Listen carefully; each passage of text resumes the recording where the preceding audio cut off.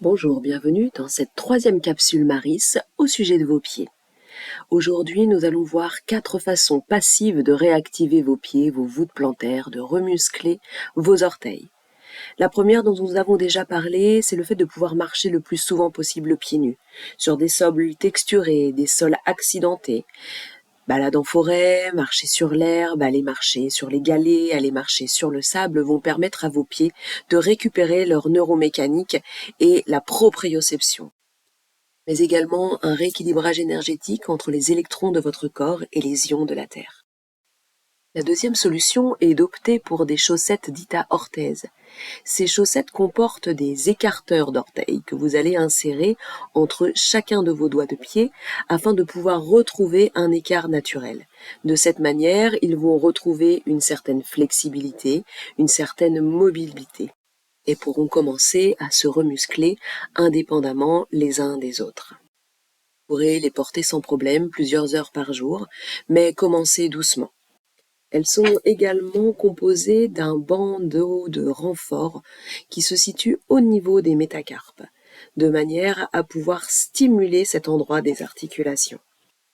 Vous pouvez trouver ces chaussettes à orthèse sur de nombreux sites internet à des prix très raisonnables. La troisième solution est d'opter pour des semelles dites texturées. Personnellement, j'ai choisi les semelles Nobosso qui sont formées de petites pyramides comme de petits picots et qui viennent masser et réactiver l'activité sensorielle de la voûte plantaire. Elles sont découplables à la forme de votre pied et leur finesse leur permet de se glisser dans n'importe quelle chaussure. Il en existe bien évidemment de différentes matières avec différents dessins sur la semelle.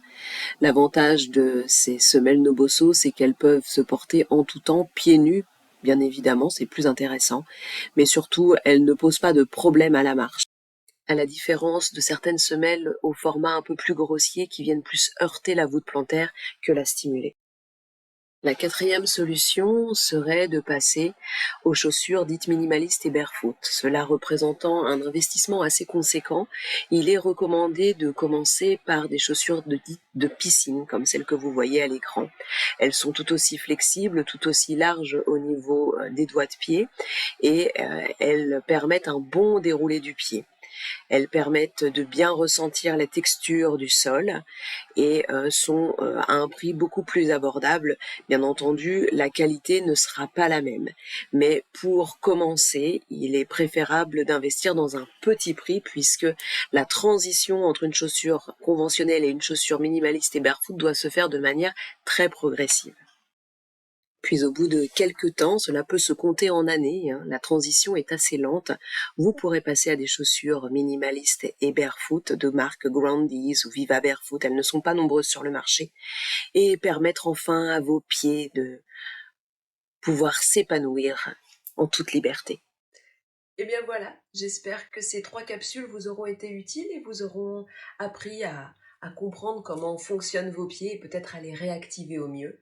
Il y aura bientôt un atelier sur la structure même du pied, c'est-à-dire sa composition osseuse et musculaire et toute l'interaction des chaînes musculaires derrière afin que vous puissiez comprendre que parfois un petit mal d'épaule peut parfaitement venir de la façon dont on marche, dans la façon dont on se déplace et la façon dont votre proprioception est engagée.